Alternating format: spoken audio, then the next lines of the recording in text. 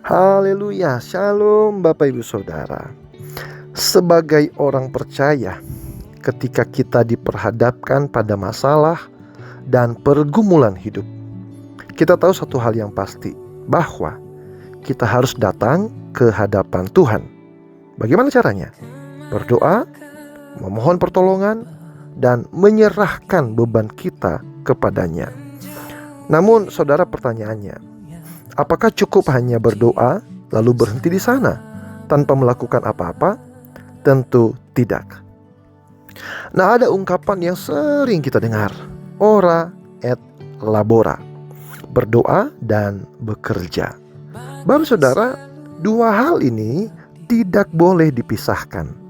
Doa bukan pengganti tanggung jawab, dan kerja bukan pengganti iman. Keduanya harus berjalan seimbang. Kita berdoa dengan hati yang sungguh-sungguh, penuh iman, mengandalkan Tuhan.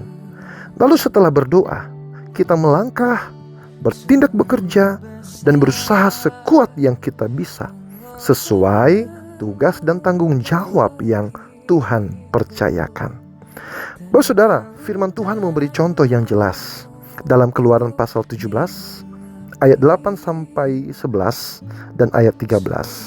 Nah, saat Israel diserang Amalek di Rafidim, Musa berkata kepada Yosua untuk memilih orang-orang dan maju berperang. Sementara itu, Musa, Harun, dan Hur naik ke puncak bukit. Musa mengangkat tangannya, sebuah gambaran ketekunan doa dan penyertaan Allah.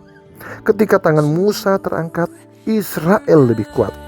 Ketika tangannya turun, Amalek lebih kuat. Dan ayat 13 mencatat, Yosua mengalahkan Amalek. Nah, perhatikan saudara, kemenangan terjadi bukan hanya karena Musa berdoa, dan bukan hanya karena Yosua berperang. Kemenangan datang ketika doa dan usaha berjalan bersama-sama. Doa menghubungkan kita pada kuasa Tuhan. Tindakan menunjukkan iman kita yang hidup. Karena itu, Bapak Ibu Saudara, mari berdoa dengan tekun, dan sesudah itu bertindaklah dengan iman. Kiranya Tuhan menolong kita menjadi pemenang dalam setiap pergumulan hidup kita. Tuhan Yesus memberkati. Shalom.